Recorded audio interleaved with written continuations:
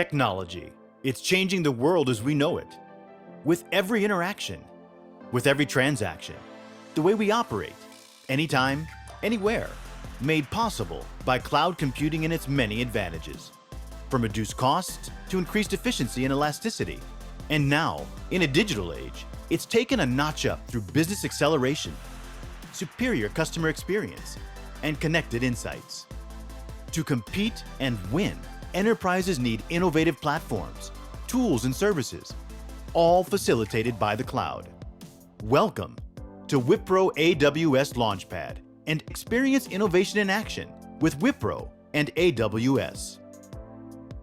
A unique one-of-a-kind platform that fosters newer operating models, innovation through collaboration, and agile workspaces.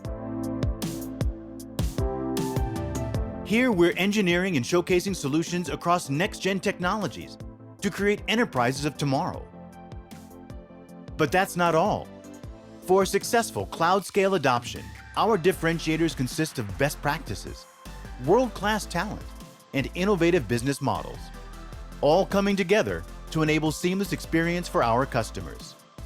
Wipro and AWS are innovation-led partners with a business-first mindset committed to drive cloud adoption. A unique approach that's got its own enviable track record, underlining our leadership as an AWS premier consulting partner. Experience innovation in action with Wipro and AWS. Right here in Wipro AWS Launchpad. Winning with cloud, business acceleration, customer experience, connected insights.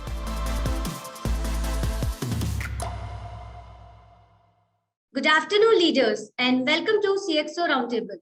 The topic of today's discussion is Building the Supply Chain of the Future, hosted by Alden Global, powered by Wipro and AWS.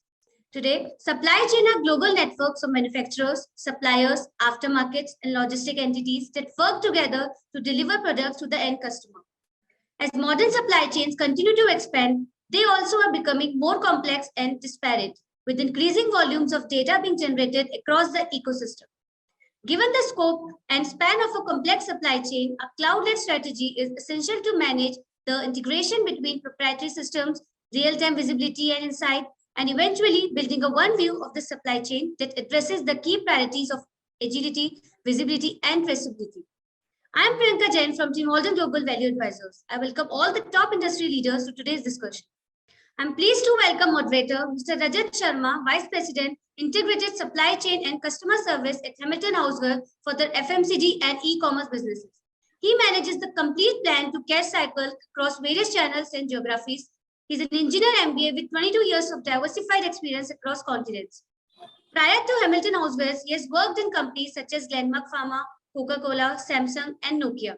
Known for his domain expertise, he has worked in demand inventory management, distribution, and customer logistics in global and domestic businesses. Now I welcome Naresh Joshi, who is the practice partner, domain and consulting from Wipro. He has over 16 years of diverse experience in industry and consulting.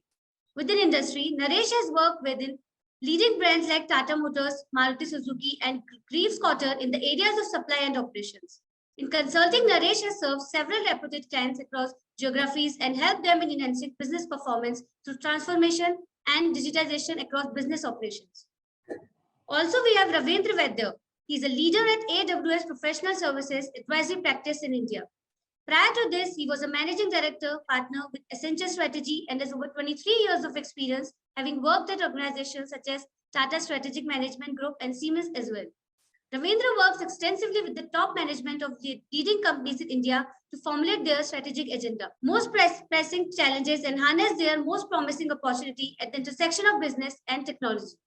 His specializations include end-to-end value chain transformation programs with interventions in areas such as digital, cloud, strategic sourcing, supply chain, manufacturing, organization design, sales and distribution, pricing, growth strategy, zero-based budgeting, M&A, and PMI.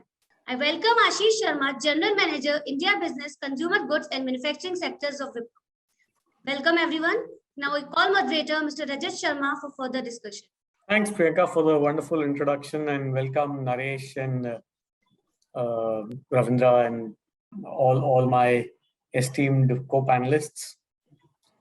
Let me let me just run you guys through what we're going to talk about. So today's supply chains, I mean, if we look at it, they're global in nature in terms of being networks of manufacturers, suppliers, aftermarkets, logistics entities, 3PL players, everything put together, but using technology and delivering products to the end consumers in a relatively much shorter period of time with a much better ease of purchase, use, install, or return process.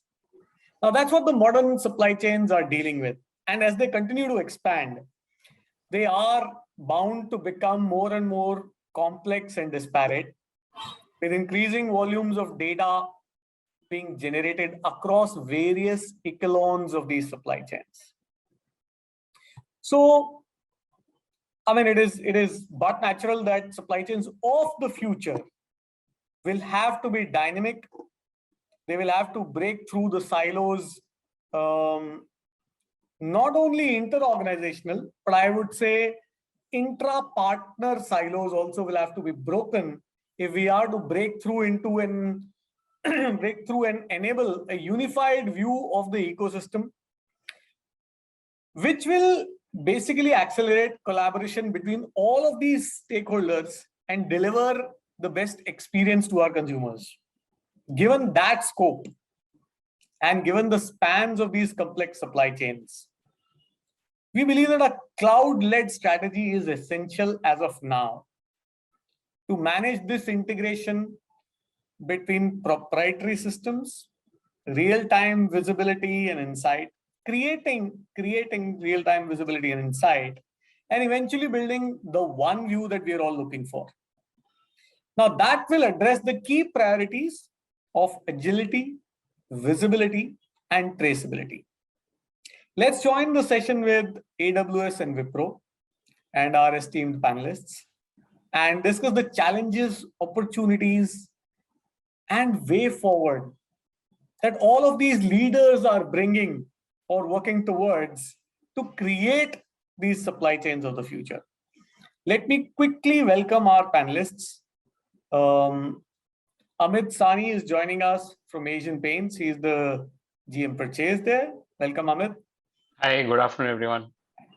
We have Girish Maniyar, who's the Chief Procurement Officer at Pidilite. Welcome, Girish.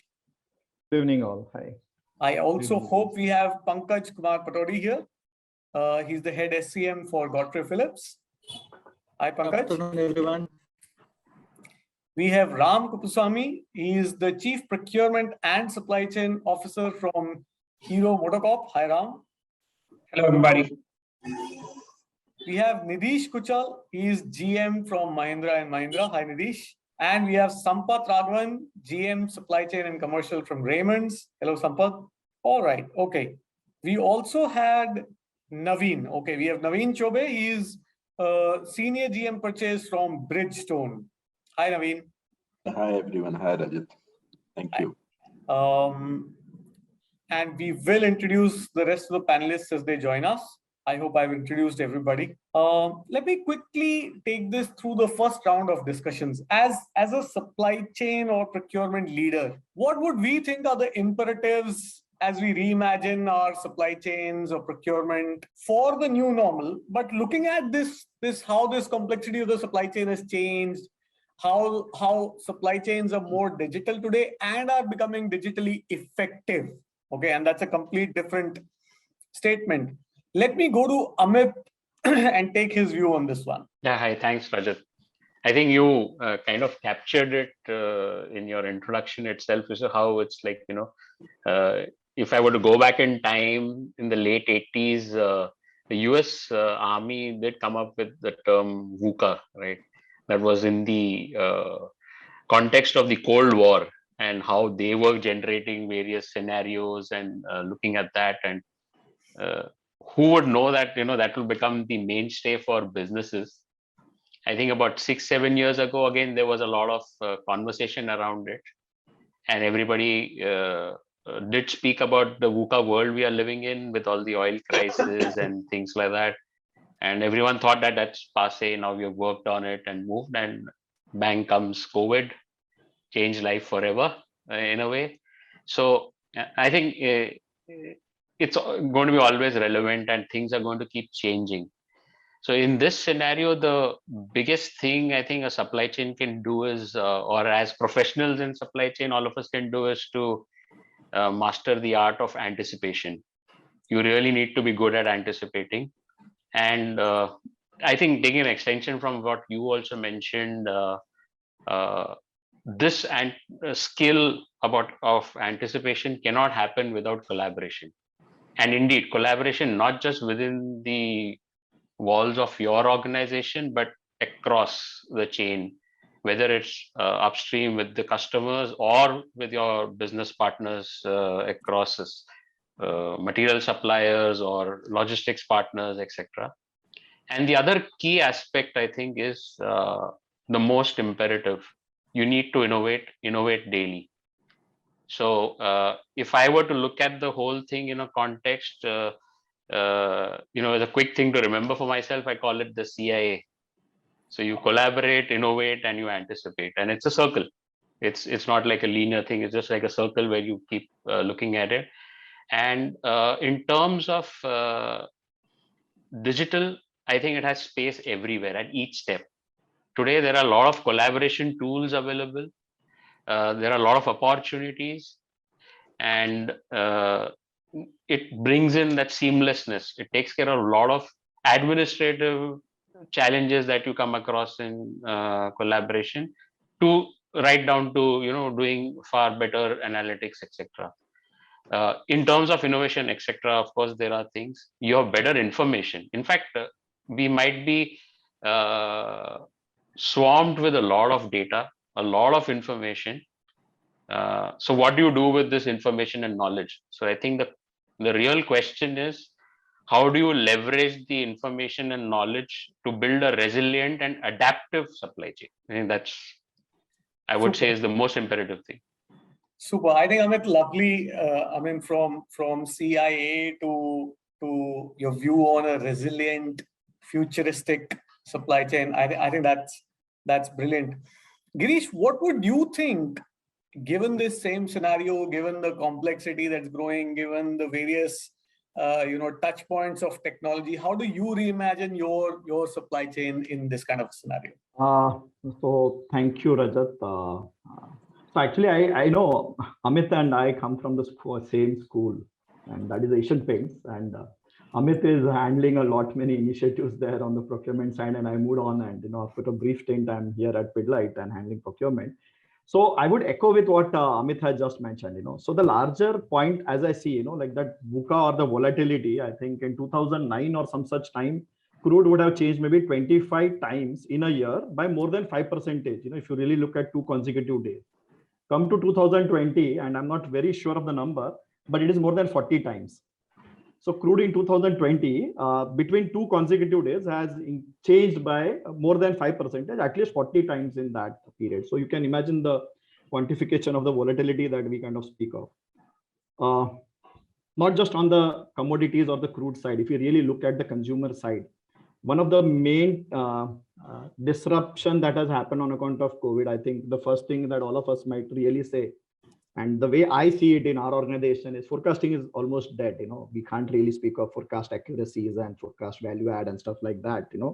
That is almost going to get replaced by something called as agility. How fast you can service the customer, how fast you can reduce the lead time, both internal lead times as well as external lead times. Now, whether it is on the order fulfillment side, or even in terms of what Amit mentioned about innovation and collaboration and stuff like that, how do you really kind of make that happen well? I think that is going to be the key. That is what we are kind of working in that dimension, where we are saying that, okay, how do we reduce our internal lead times? Service levels are no more measured by the amount of inventory that you would want to carry, but the amount of agility with which you can service the change in the demand. And as a corollary, I think at some point of time, and particularly maybe, pardon me for my knowledge on the auto side, but JIT was something that the auto sector taught us. And, then I think most of the industries kind of realized, okay, we need to kind of optimize inventory and the inventory mix and stuff like that. come 2020 and 2021, I think inventory is a very desirable word. Gone are the days when the CFO would really crib about the working capital and the inventory that we are carrying. But now I think business continuity and revenue assurance become key drivers for the procurement side. So if we really look at procurement, I don't think so anymore. We are speaking of cost or quality or maybe de-risking. Of course, de-risking comes from a different context. Now I think that resilience is the new buzzword, against de-risking. But yeah, the ability to be able to kind of, after that punch, be able to kind of respond, be able to kind of thrive after that, recover and thrive after that. I think these are some of the imperatives that from a business context, we would want to look at it. And I would therefore summarize that, mostly it is going to continue this way. As the way we know it, forget about internal or local supplier base. I think they have done far better job in my view and in my industry than the global supply chains or the global multinationals. I think we have still various challenges coming from these industries, force measures and something and the other thing happening, whether it's the USA post the winter issue that they happened last year or even this year when, a couple of companies in Europe have announced force measures and stuff like that. I think at least the local suppliers and the Indian suppliers have kind of held fort nicely and better. So I would say that managing that volatility is very key. And, as a buyer or as a purchase leader, the visibility in the internal supply chain is something that I think most supply chains created the digital twin. We created models of our internal and the physical supply chain and stuff like that. But the new normal will call for us to be able to model the external supply chain. Do we have a digital twin of the external supply chain? The map across my supplier and his suppliers and what is the kind of risk that we are carrying. And I remember, and I'll give you one example, there's a supplier in Germany and we wanted one material. We had to actually help him get his raw material to give us our raw material. And that's the extent of collaboration and that's the extent of participation and visibility that we would need in each other's supply chain, So I think that's what I see. We might look at efficiencies coming on account of internal improvements, but the ability to predict, the ability to collaborate, I think that is becoming. Girish, I think that's a wonderful view, and I'm reflecting on my experience from my pharmaceutical stint, and this is exactly what we used to do. We used to go 3 layers down in the supply chain to look at the supplier, and that's how it really worked when it was crisis. We will also come back to this whole idea of supply chain resilience because it will depend on the resilience of your partners. And I completely agree with you when we looked at the Indian landscape. I think the agility as well as resilience was much better compared to what global partners offered. Quickly, let me welcome I think we've been joined by Sampath Raghavan, GM Supply Chain and Commercial from Raymond. Hello, Sampath. Hi. Hi, good evening, everybody. Good evening. I think Sanjay Sutar has also joined us. Sanjay is the head procurement and contracts from Godrej Construction. Hi, Sanjay. And we have R. Prabhakar, GM Materials Escorts Limited. All right, quickly, we will quickly go to Ravindra now before we move on and get back to this idea of the complicated supply chain. Ravindra, how is AWS playing their role given these imperatives? What are your clients doing at this vital intersection of supply chain and digital? And how is it evolving really? How are you helping your clients be ready for the future? Sure. Thanks, Rajat. I'll cover it in 2-3 parts. One is individual interventions that people are doing across the supply chain, and some are end-to-end. When I say individual interventions, some people are, for example, trying to improve their forecasting by using machine learning. I mean, everybody has been doing forecasting, but now people are taking it to the next level by using multiple models, various types of models for various SKUs, various cities, etc., to take their MAP from X% to X plus Y%. So that's one key intervention that I'm seeing in the marketplace in terms of how people are using digital to do improved forecasting. The next, as Girish mentioned, inventory is no longer a bad word, but at the same time, inventory optimization is always fashionable. So the next thing that people are doing is they are moving from a static inventory norm to a static single echelon inventory norm to a dynamic multi-echelon inventory norm, again using machine learning. Again, to factor in things like not just demand and supply, but demand risk, supply risk, variability, the classic stuff that we always learned, but now with better computing and at multiple nodes in the supply chain to come up with an inventory norm that is more dynamic given what's happening in the supply chain. Going further back in manufacturing, people are doing better network optimization, again, moving from once or twice a year to sometimes now real-time network optimization. So basically trying to kind of bring the power of computing to do real-time kind of optimization to figure out which factory should supply to which markets. A whole bunch of individual use cases in the factory when it comes to, for example, safety, predictive maintenance, etc., etc. Of course, people are creating a digital twin. Some of the bigger companies are also creating what is called as a digital production platform. So if they have 100 factories across the world, can I actually consolidate data across 100 factories into one global cloud and then learn models and create an internal database of, say, paint shop performance or quality performance, so that anybody trying to develop machine learning anywhere in the world doesn't have to start afresh. You can actually download it from a central industrial cloud. So that's on manufacturing. Moving further back in kind of procurement, people are now gradually moving from regular procurement to what we call as cognitive procurement. A lot of us are now buying stuff on online platforms like Amazon.com, and we have gotten used to a very easy purchasing process. Multiple suppliers, multiple quotes, delivery lead times. Unfortunately, we don't see it when we are making our POs in office. And that's where people are saying, what can interact on the top of my ERP system and give my buyer a cognitive procurement experience where he's able to quickly look at multiple suppliers, multiple delivery dates, multiple terms and conditions, and buy the best that he can buy. And then finally, if I were to look at end-to-end initiatives, some people are, of course, doing work like track and trace, again, from the supplier end till the consumer. The reason for that could be regulatory, where you need to tell the regulator how the material moved. Some of the track and trace is also to create better consumer experience, where you can tell a whiskey drinker that the grain for this whiskey came from this particular field, or the water for this came from so and so lake. So that's a commitment that people are making by actually creating that end-to-end track and trace in the supply chain.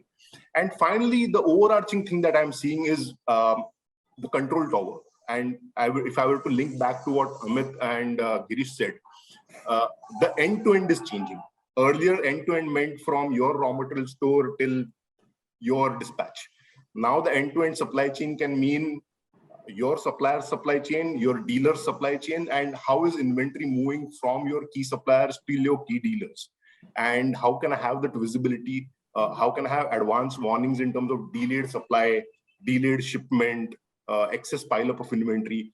Those are the kind of things that people are working on when it comes to the intersection of digital and supply chain. Wonderful. I think that's a superb insight, and I think I mean this is a topic that we can continue to talk about for hours. I mean there's so much there. There's so much that everybody is doing around it, and I don't know. I have this one thing that I've spoken to a lot of people about. How are you managing these various interventions? And you know, at every stage in a couple of years, you sit down and you say, okay, listen, I mean, there's too much happening. Again, creating digital silos is what I kind of like to put it as. Anyway, let's go back to Nidish. Nidish, you've heard our conversations. How are you readying up for this whole mixture of the digital supply chain for future? If you look at auto for say, in the start of pandemic, there was no visibility to us, even the demand side or supply side. When we started producing, there was no visibility. How do we are going to produce this products? Now we saw this means a strong way where we have responded by adopting a new way of working, by working on the collaboration, by working on the how do we meet the functioning the factory, ensuring factories are running, ensuring our dealerships are working. So by supporting each other, and we have worked. So there are a few interventions which have taken and which has helped us. like building resilience in supply chain. Resilience is the buzzword, but every company has to do its own way. But at the same time, I mentioned also preserving cash. While it is true that inventory importance is realizing, but it is also true cash is the requirement. So we have to ensure that we build resilience. Then we have worked into how to make our production line more flexible. So if we are producing more and more models, our products are like that, how can we make it more flexible? Standardizations, so then we can have a choice for the supplies. Currently, entire auto industry and many other industries are struggling for the chip shortages, and the shortages like the so standardization we are dealing it, alternative supply chain, then dedicated supply chain risk management functions, which was not there earlier. So we have to look into now. It means re-looking into the entire supply chain. Earlier, the entire supply chain was built on the JIT basis, on the single source was the main philosophy. Now all these things come to a question marks, and we are questioning the very practice on which we have started. Another thing which is very important has been mentioned by other panelists also, getting the suppliers supply network visibility, and also working closely with them. How can we help them? It also means using our cloud in getting their shipments cleared faster, and using them all over our expertise in logistics. How can we help them in getting their shipments better?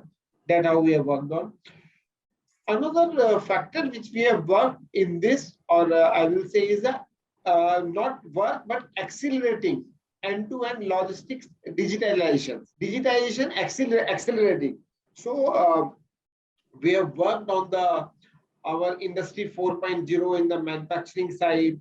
Then we have worked into complete integrated supply chain, where we are able to give the visibility to the suppliers on our dealers on the mobile app. So at any point of a time, right from when he has placed an order until the time they are getting a vehicle delivery, the entire visibility is being given to them. So it helps them to tide over to the situation. And I think the proof of the pudding is in eating it. And we have launched 2 blockbuster products in this pandemic, which are Thar and XUV 700, highly successful products which we have launched in this pandemic. And it's a testimony of our efforts in supply chain by collaborative working. I think that's I can.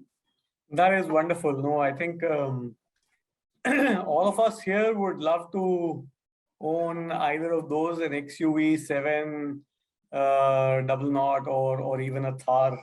It's a personal favorite. Let's carry on this automotive experience and move over to Ram. Ram, what are some of the business practices that you've used or best practices that you've observed that could help all of us, build this whole new kind of resilience with whatever's happening and whatever we've been discussing around? We talk about digital. The way I think of digital is from a couple of dimensions. The first is that there's the what I would call the almost ubiquitous availability now of an unlimited amount of compute, storage, and network, which earlier wasn't available to most of us. The other side of it is the maturing of certain technologies, which earlier were more nascent and a little bit difficult to access, like certain AI algorithms, could be connectivity that's in the form of 4G or 5G. A lot of these technologies have now crossed the tipping point where they were earlier side room projects to being very mainstream capabilities that are available to us. Now, in light of those two, see, the needs of the supply chain, like many of the folks who've spoken before me have said, stay the same, right? But what these two large areas that have become available through digital do is they supercharge those business objectives. So if I look at the business objectives that we try and chase in supply chain and procurement, right? We want things to be simple. We want things to be quick, velocity. We want the ability to deal with phenomenal complexity in SKUs And lastly, we want to do all this while bringing our partners and our customers closer to us. So these sort of two groups of, I would say, capabilities on the digital side have, turbocharged a lot of the work that we do in each of these areas, right? My ability, to take a few examples to make this real, our ability to now speak to our partners and view what's going on in their supply chains in real time is now possible with the advent of things like IoT. So we have, for example, with our tier 1 partners, our top 5 tier 1 partners, we have an IoT array that sits on all their machine shops, essentially, for aluminum, which allow me to see which of those lines are working well and which aren't, and which ones will have bottlenecks and which ones will not. And all of this, by the way, is not sort of interpreted by a person sitting behind a computer as much as the AI takes care of it, bubbles up what is most important for us, and what isn't is sort of self-healed by the system. Now, this capability exists with a few of our partners today. The goal that we've taken for ourselves is how do we roll this out across our entire network to at least the top 100 partners that we have. Now, this scalability is now quite easy with folks like AWS and Azure being around who can help us scale that in a moment's notice, rather than what would have taken perhaps a few years to get done right in the past. Another example, if I talk about SKU complexity, right? Earlier, for me to address a specific category and then replicate what I'm doing in that category into the rest of the categories would have taken years. Again, the ability to now do that replication, having partners in those other categories adopt the best practices from the first, all that is sort of templatized in the solutions that we build, and our ability to scale that is in an instant is possible given the kind of digital capabilities that have come in. So, like I said, I think we live in a world which has a lot of opportunity given these new capabilities that have come in. And I believe it's just going to get even more exciting in the next few years. Super. I think, Ram, you're absolutely right.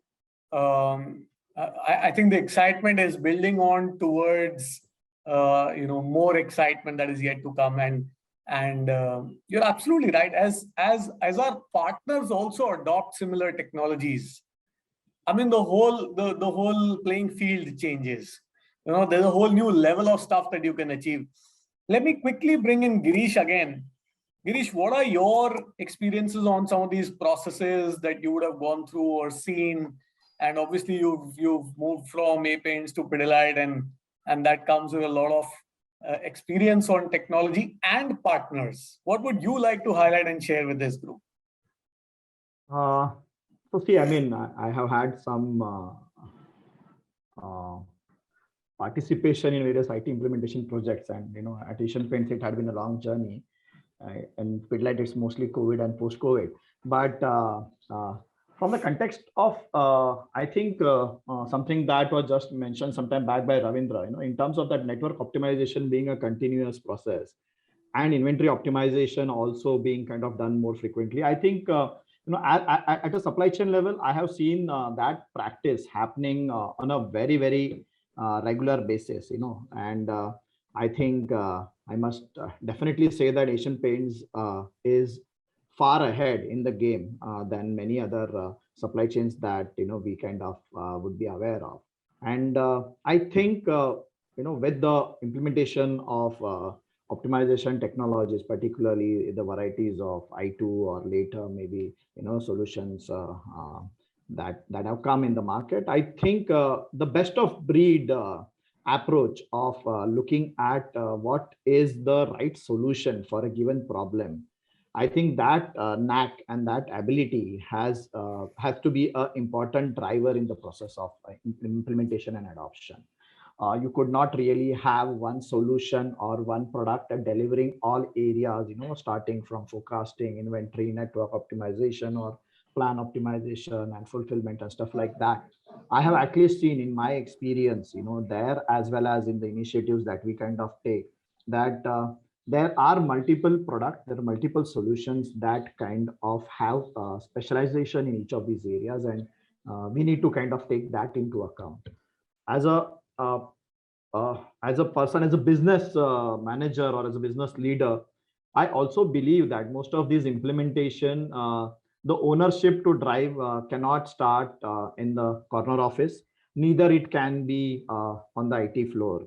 This has to happen on the supply chain floor, and that is where we need to kind of make that happen. Unless there is a regular, so to say, culture of both delivery, which is what supply chain is supposed to do, and capability building, unless those cycles kind of move in tandem, or they kind of handhold each other, I think things really don't change. And I remember my earlier manager also telling once, the first few days of the process, and when I was kind of running the planning software Asian Paints, the first 10 days are all about plan delivery. It's about how fast you are able to give the plan to various stakeholders, whether it's production, whether it's procurement and stuff like that. And so that plan velocity is the ability to be able to give that plan quickly. But that is just at that point of time. What is important is how stable is your plan? What is the stability of the plan? What is the adequacy of the plan, in terms of stuff like that? And the next 15 days after the planning cycle is all about capability building. You can't repeat the planning cycle. The planning cycle between 2 months, while on the surface it might appear as the same workflow and the same tasks, starting from demand planning, S&OP, plan optimization and stuff like that, or but the actual, when you really go through the process, each of those planning cycles have been, I can say, because I would have done like 50 to 60 planning cycles in the stint that I had there in planning, whether it is monthly planning cycles or annual planning cycles.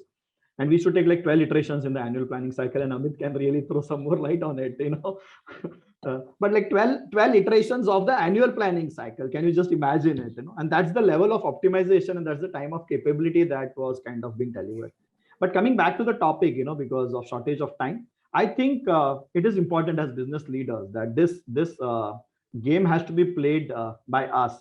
We are not sitting there in the stadium and watching our IT folks implement some product.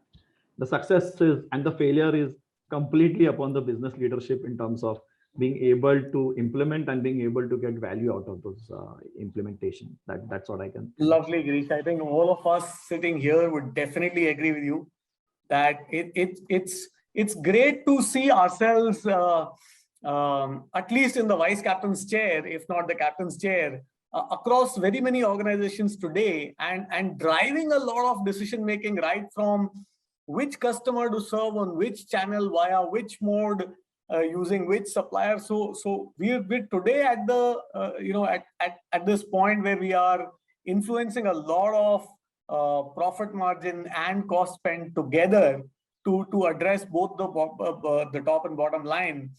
And I think that's brilliantly put. Let's quickly go to Naresh. Naresh, you've been associated and doing a lot of work with manufacturing customers. What would you put as a couple of key success factors when we are all looking at this whole digital transformation, and especially at cloud-led digital transformation in manufacturing scenarios? Yeah. Thanks, Rajat. So when you embark on any cloud-led transformation journey for a supply chain, I call it a reinventing or reimagining your supply chain. The critical success factor, which I have articulated, I call them 3 R's of reinventing your supply chain. So first R is your right matrices and the data. I will come in get into detail of all these 3 so that the audience get the what I mean by all these things. Second R is on the re-engineering of the processes. The third R is the robust zero-touch change management. So let me take a couple of minutes to get into details of these. The first R is the your right data and the matrices.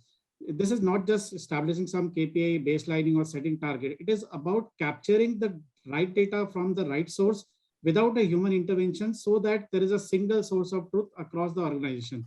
So that's the first part of it. Second part is the data transformation, so that you transform the data such a way that everybody sees the value of the data. It's not like everybody seeing data in a different form. The last part is the data engineering or data modeling, or you call it data analytics, where you're using AI/ML, so that you get the right insight from the right source of data, which gives you information to take the right decision whenever any disruption happens or any challenges in the supply chain, even for the improvement in the supply chain, so that your supply chain more resilient. This is the first R. If I summarize that, it is about capturing the right data and transforming the right data for the single source of truth across the organization. So second is the re-engineering of the processes. So what I've seen is, because of the digitization, automation, here is the opportunity to re-engineer your processes so that they are automated with a minimal human intervention. And there is a digitization for a uniform user experience across the organization. So the second part of it, many a time I've seen over a period of time, especially in the India region and where not much changes has happened, the processes gets broken. There are some deviation taken, which become norms over a period of time. Then even if you implement some tool or technology, you don't get the results. You end up finding there is some issue with the KPI, some data collection, and everybody is blaming the tool or a platform which you have implemented. So it's very important to re-engineer the processes end-to-end process. The third R I call is a robust zero-touch change management. Now companies are moving away from a traditional change management. You might have heard of 8 principles of change, or maybe you might be having some PMO of a change management team who is driving these cultural changes. But what is happening these days is people are leveraging on the digital tools to drive these changes. Let me give you one example. Like AI-based personal change assistant. If anybody having any issue with the change which has happened, they can get the information at a click of a button. Personalized, curated training content. Anytime you can access what is the training which has happened. Or a real-time sentiment analytics. If there is change happened, what are the people feeling about that? Are they scared? Are they worried? Are they really anxious about the change? What are the questions they have? You can simply call it a frequently asked questions and answering. A real-time dashboard of the adoption, what changes you have done. So these three which comes to my mind whenever I have implemented these supply chain, cloud-led digitization, transformation projects end to end. I've seen if we set up these three things right in the beginning, the success of the program significantly increases. So just to summarize all 3 R's, one is the right matrices and the data. Second was the re-engineering of the processes, existing processes. The third one is the robust zero-touch change management, the team, or you can say the methodology set in place. Thanks. Over back to you, Rajat. Beautiful, Naresh. I think you've covered the right data, right metrics. You put processes at the center and then people around it. I think that's a brilliant framework. The 3 R's will be useful for all of us in whichever stage of our digital journeys we are.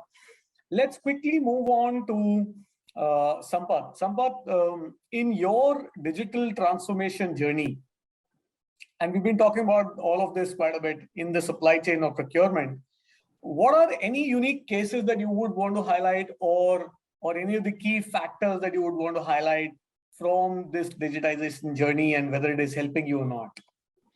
Yeah, good evening all. At the outset, thanks for this opportunity, to be a part of this August organization, August forum, so I would like to share some of the views, I basically represent the garmenting vertical of Raymond, which is into B2B business. Actually, we are large-scale manufacturers for private labels, across the globe. Having said that, actually, contextually, I'd like to put it that we are not, my domain in garmenting is not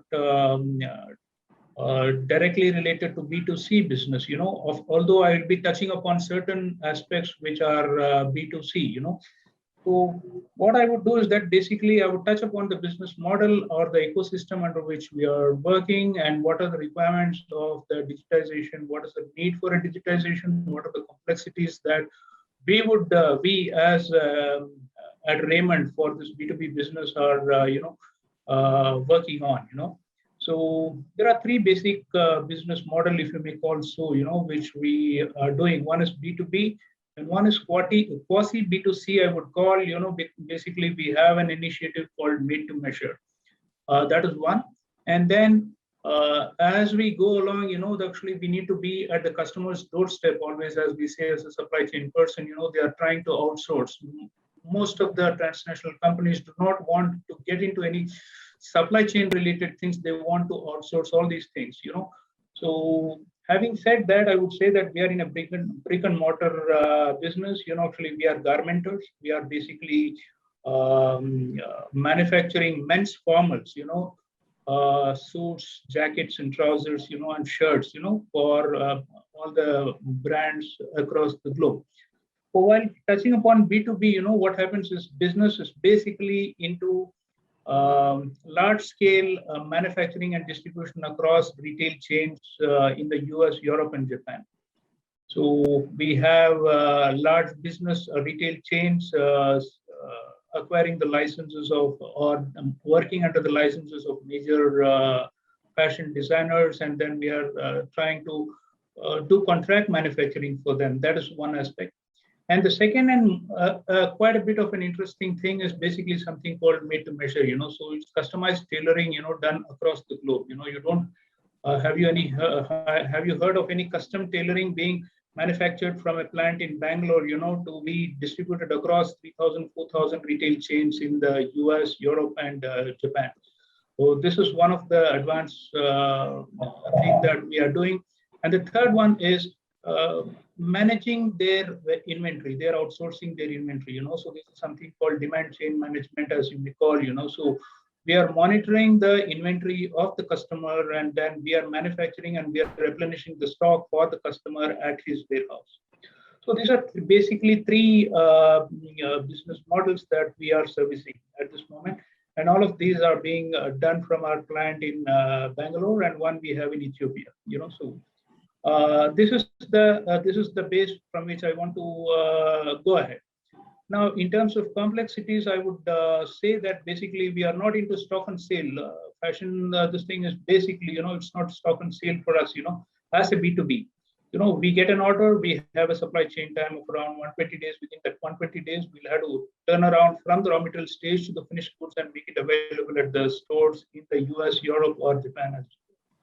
So the supply chain is shrunk. So whatever digitization and other things we talk about, the core of the function is the movement and the swiftness with which we move, and the accuracy of the planning that we are able to carry out, and how closely we are able to hit the target in terms of the supply chain times in this fast-moving fashion world is what we are talking about in this context. Coming to the supply chain in terms of the made-to-measure business, typically you walk into stores in New York and then give your you have a swatch card, of the fabric which is available at our plant in Bangalore, and then you choose that fabric and then you price it, you pay in advance, your measurement is taken, and then electronically on an XML mode, it's coming transmitted to the plant every night, 12 o'clock, and then we convert it into our production bill of material, and then within 48 hours, we turn around and make it into a garment, and DHL picks it up, and maybe in 7 days, it's available at the stores. The guy walks into a shop and goes and picks up the garment in the US, in New York, or whichever place. This is the swiftness with which we are talking about, which we could not have heard of earlier. So how a supply chain thing is done is basically large companies, they are facilitating with advanced models of the supply chain model, and how the IT can facilitate it. So that is one. And DCM, as far as DCM is concerned, is basically that how are we able to get a real-time information of what is the flow around the stores, around all the stores in the US, what is the sell rate, and from there, how are we going to replenish, how do we consolidate from all these stores, and then come to a common hub, and then convert it into a material planning at the plant, and then do our supply chain, and then get the materials from Far East, from India, and then convert it into garments, and then see that it is going. From all these things, right now, what we see is the major issue right now, what we are facing in terms of supply chain is basically the logistics part, which it's playing a havoc in the supply chain market right now. So now, how do we address that is one of the key things which will determine the success of our serviceability to the customer. So that is one thing that we are looking at, how to go about doing it, because this is something that digitization cannot much contribute to in terms of container availability, in terms of the vessel missing the port, in terms of, actually some hurdles in the physical supply chain. True. So these are critical things which, I think how digitization can help in the cause of getting all these things done. How do we do our demand? We can to some extent plan for these things and minimize the disruptions. But so we may go one step further to see how we are able to avoid these disruptions, in terms of advanced planning. So these are the key things, in a nutshell. I would like to conclude that these are the challenges that we are facing, and then we need to overcome this by way of some mean of digitization. Like someone was saying that actually you have a machine learning, you have a data-driven thing. So you go by the past demand management and things like that. You predict well in advance and see how you are able to, align to this kind of disruption seasonal, because we are in a seasonal product. So let us say Europe has a wool product actually taken more in the winter season, and then in summer you have something not of a wool that they select. So how are we able to swiftly change the fabric and then the offerings to this thing? And then given that the supply chain time is around 120 days, how are we in advance able to predict these things? What can digitization, how can technology improve us to accurately, actually predict these things and see that we are able to meet the customers? So these are the things. In favor of time, I'll have to request you to cut short. I conclude by saying that this is the environment in which we are working, and we need to be ready for it. Super. I think we all have a lot of respect for MTO supply chains, because you're dealing with a completely different animal, and plus planning for material for an MTO supply chain. I think it's a lovely gambit to kind of experiment with. Wonderfully put. Pankaj, let me quickly come back to you. What is your view on the digital changes happening around you, and what would be your top priorities for digital investments in time to come? Yeah, thanks, Rajat. The thing is that, once we are confident of our mature processes and mature people who can handle the show, the right time comes when you have to digitize and then look at the benefits which are otherwise not available if you continue to work on a manual way.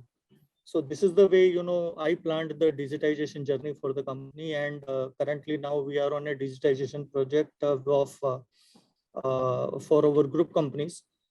And a few things, we prepared our team also, to start, few small projects before this big project coming in.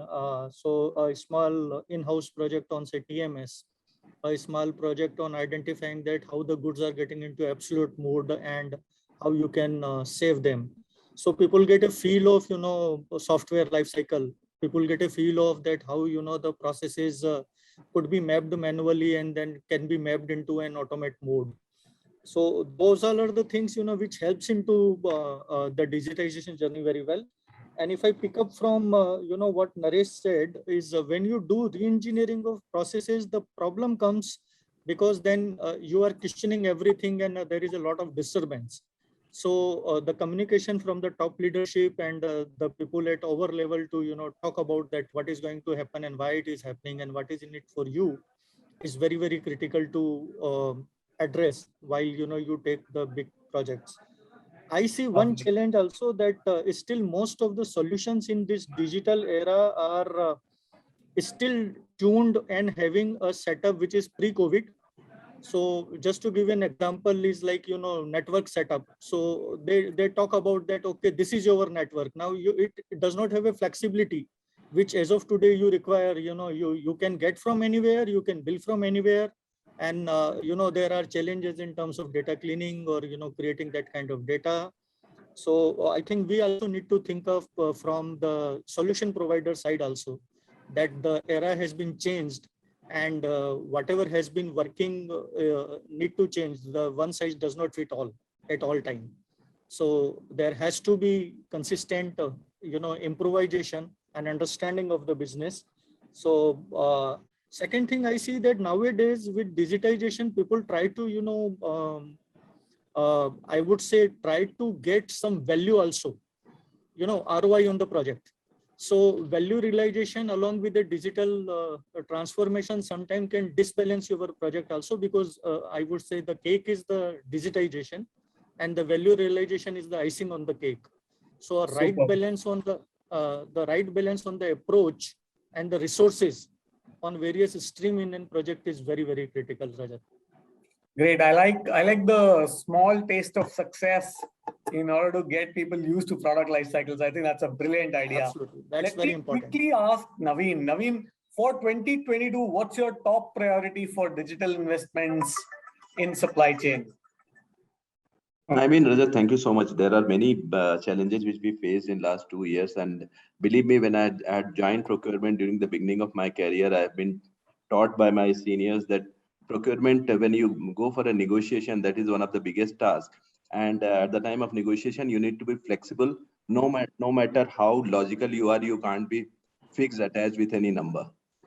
And that is what I'm facing in last many years. I mean, there are a lot of challenges, and 1 year back, the kind of pandemic what we faced and currently facing also, the in terms of handling the containers delay and increasing the inventory levels.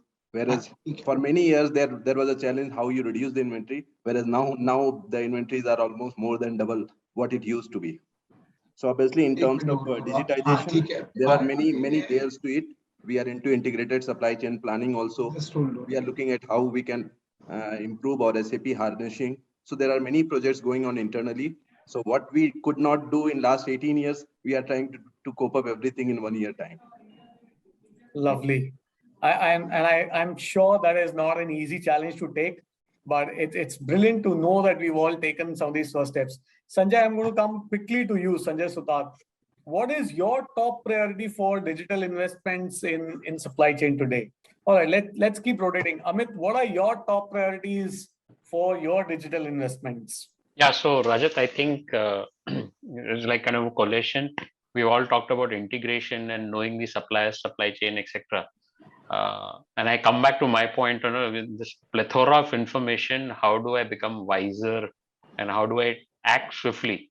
So the idea, I think our entire focus today is to create dashboards and internally something like, what I've started for our team sometime now is talking about wiki, just like you have Wikipedia, we need a Purchasepedia. That's basically a dashboard for the purchaser, which gets you all the external macro information.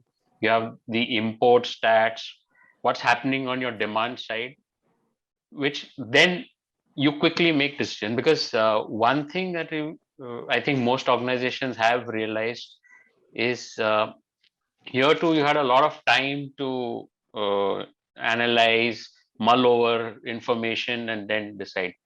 Today, if you don't decide by the afternoon, that deal is gone. You no longer have the customer. You don't have the consignment to buy. So how do you make the decision making quicker and with spending the purchaser's time more in building relationship for collaboration with suppliers rather than just information gathering? So that's going to be the focus for our entire digital journey now.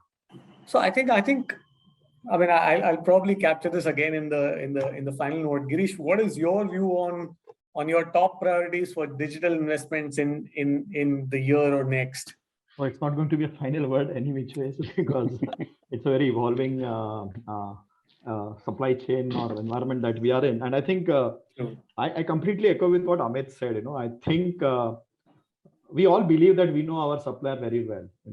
Fact of the matter is we really don't know about the supplier in terms of their organization structure. I think in sales, they do a better job. They do a proper key account management and stuff like that. But I think an equivalent of that is required on the purchase side. That's something that I would say is important. But coming back to the digital initiatives, that potentially I see important. And what we are kind of looking at is one, this entire source to contract process, where we really need to do a proper discovery of the prices. I think that being able to do a proper discovery and being able to also use, I think there was some discussion about AI, ML and stuff like that. And how do you really use that for the purpose of being able to get the right prices? Of course, there are lots of variables which kind of play into this, whether it is shipping, whether it is supply demand and stuff like that. So all of it put together, how are you able to really be able to predict the prices in the next few months or so? And then if you need to really take calls on, early buying or postponement in the buying and stuff like that, provided you have the luxury of inventory and stuff like that. I think that is something from the digital context, I see a lot of value and merit now. As and the other portion is obviously, most of the organizations have reached a stage where the procure to pay process, is kind of gets into an automation zone, and it kinds of brings efficiency, and of course, reduces the touch points that a purchaser has to bother about these transactional areas. I think that ability to move from a less transaction to a strategic bent, I think that is key in the process of improvement. I think one area that we have not really touched, and I think it is not necessarily digital, is I think managing key talent. I think all of us know, and the amount of attrition or turnover that happens in the IT industry, I think many organizations now have started facing it, and managing the talent internally is very key. And maybe therefore what kind of Amit brought, that entire Purchasepedia or equivalent of the wiki, how do we really capture that talent or that implicit knowledge and convert it into explicit stuff, so that whenever people kind of move across roles or people kind of change organizations, we are able to have the relationship still continuing, because these are also the points where there is a disruption in the engagement and a potential shock coming from the external supply chain. So wonderful. I would say that's what I feel are the initiatives that kind of go ahead. No, I think that's wonderfully put, Girish. Thank you for that. Sanjay, if you're online, we can come back to you. Sanjay Sutar. All right, Naveen, what would your last comments be on your priorities for digital investments in near future? I mean, there are many. You need to have a lot of analytics in place. Obviously, once your foundation is there in terms of various tools available, and then you need to embark upon those tools and then try to see how we can have analytics in place so that you can start churning out what was initially intended for. Wonderful, wonderfully put. I think let me, I mean, if I were to summarize all of this, and I would, let me first thank all of you for your brilliant inputs and very, very rich experience, because I know this can come only from rich experience. This cannot come from, the books that we studied back, whatever we were studying. But let me try and summarize this. What we are saying essentially is that there are a lot of processes where we put in our brains initially and created sort of algorithms within the organizations that this is how this decision will be taken. If I have this kind of a data in this kind of a decision matrix, I take X decision, Y decision, or Z decision. Now, most of these are processes where we're looking at ML or AI to come in and start anticipating what data is going to be, and then moving the teams or units towards these decisions. And more we would like people to sit back and look at these, whether it's a Purchasepedia or an automated MI-driven kind of a dashboard, and say, okay, what's a larger trend? Where do I put my efforts into? So human efforts are going to be kind of driven towards the newer decision-making analysis of these trends and saying, okay, where are we going from here? And converting all the rest of the mathematical intelligence into our machines and processes and systems. And eventually, I think what we also gathered is we will have systems either built in-house or procured from outside, whether it is SaaS or something else, but we will have multiple systems creating expertise on multiple domains.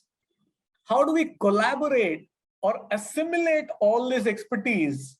And that itself will probably need a platform for us to assimilate all of this expertise from various domains and then build in real intelligence for an organization in isolation or as a partner supply chain. So I think thank you. Wonderful inputs from everybody. Great, thanks. All right, thanks for a lovely evening, gentlemen. Thank you. Thank you. Thanks for your suggestions. Thank you. Thank you, everyone. Great session. Thank you, everyone. Thank you.